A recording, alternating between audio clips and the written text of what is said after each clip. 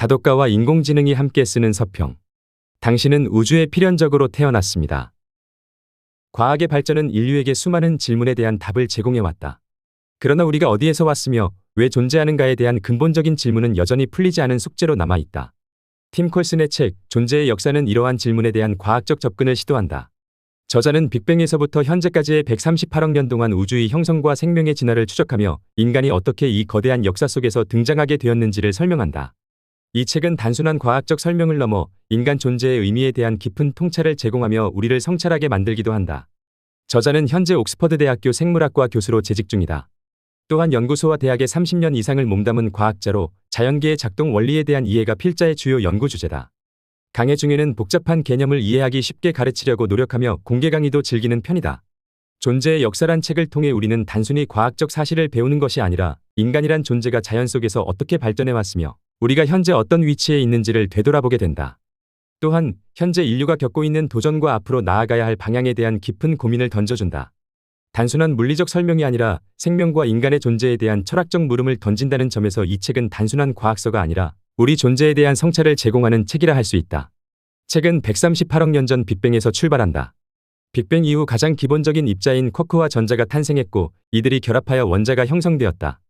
이후 원자들은 분자로 발전하며 행성과 별을 이루었고 초신성 폭발을 통해 다양한 원소가 생성되었다. 이 원소들이 모여 지구와 같은 행성을 형성하며 생명의 가능성을 열었다. 특히 생명의 탄생 과정에서 화학 진화의 중요성이 강조된다. 단순한 분자들이 서로 결합하고 복잡성을 증가시키면서 결국 자기복제 능력을 갖춘 생명체로 발전했다는 설명은 우리가 알고 있는 생명체의 근원이 화학적 과정 속에 있다는 점을 다시금 깨닫게 한다. 여기서 중요한 점은 이 모든 과정이 우연이 아니라 자연법칙에 따라 필연적으로 일어났다는 것이다. 이어서 책은 인류의 기원을 추적하며 인간이 어떻게 현재의 문명에 이르게 되었는지를 설명한다. 약 600만 년 전 인간과 침팬지의 공통 조상에서 분화한 종이 등장하면서 인류의 역사가 시작되었다. 인간은 단순한 생물학적 존재를 넘어 문명을 창조하고 발전시키는 존재로 변화했다. 특히 인간이 가진 협력 능력과 언어의 발달은 문명의 발전을 촉진하는 핵심 요소로 작용했다. 다른 동물들과 달리 인간은 지식을 축적하고 이를 세대 간에 전승하며 발전을 거듭해왔다. 이러한 발전은 단순한 생물학적 진화가 아니라 문화적 진화와 맞물려 인간 사회를 형성하는 중요한 요소가 되었다. 우리의 존재는 우연이 아니라 자연법칙이 만들어낸 필연적인 결과다. 과학이 밝혀낸 물리적 법칙을 살펴보면 생명은 우주의 질서 속에서 탄생하고 유지될 수 있도록 설계되어 있음을 알 수 있다. 먼저 강한 상호작용, 약한 상호작용, 전자기력, 중력이라는 4가지 기본 상호작용이 있다.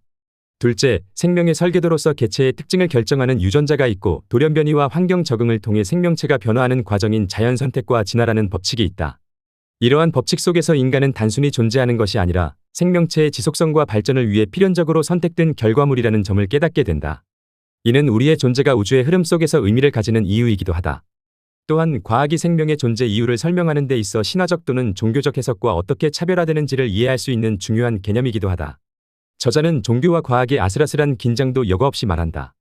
내가 생각하는 이 책의 가장 중요한 메시지 중 하나는 과학적 탐구를 통해 인간 존재의 의미를 찾을 수 있다는 점이다. 과거에는 인간의 기원과 존재 이유를 신화나 종교적인 관점에서 설명했지만 현대과학은 우리가 우주의 일부이며 자연 법칙 속에서 필연적으로 존재하게 되었다는 점을 밝혀냈다. 그렇다면 인간은 무엇을 위해 존재하는가? 과학이 말하는 인간의 존재 이유는 단순하다.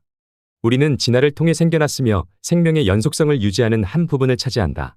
그러나 인간은 단순한 생물학적 개체를 넘어 문명을 만들고 기술을 발전시키며 스스로의 존재 이유를 탐구하는 유일한 존재이다. 이는 인간이 자연 법칙 속에서 특별한 위치를 차지한다는 것을 시사한다. 존재의 역사는 단순한 과학책이 아니다. 이 책은 인간의 기원을 탐구하는 동시에 우리가 어디로 나아가야 하는지를 고민하게 하는 철학적 탐구서다. 인류는 과거를 이해함으로써 현재를 살아가고 미래를 계획할 수 있다. 우리가 존재하는 이유는 단순한 우연이 아니라 우주의 질서 속에서 자연스럽게 형성된 필연적인 결과다. 이제 중요한 것은 우리가 이 지식을 바탕으로 어떤 선택을 할 것인가이다. 우리는 우주 속에서 유한한 존재이지만 그 안에서 의미를 찾고 더 나은 미래를 설계할 수 있는 능력을 가지고 있다. 과거를 이해하고 현재를 탐구하는 것, 그리고 미래를 준비하는 것. 이것이야말로 인간이 가진 가장 위대한 능력이며 우리가 이 우주에서 해야 할 역할일 것이다. 우리는 모두 거대한 우주의 일부이며 그 흐름 속에서 살아가고 있다. 이 책은 우리에게 단순한 지식을 넘어 우리의 존재를 더욱 깊이 성찰하게 만든다. 에필로그에서 본 저자의 말이 가슴에 남는다. 나는 운이 좋아서 태어났고 당신도 마찬가지다. 게다가 우리는 특권을 누렸다.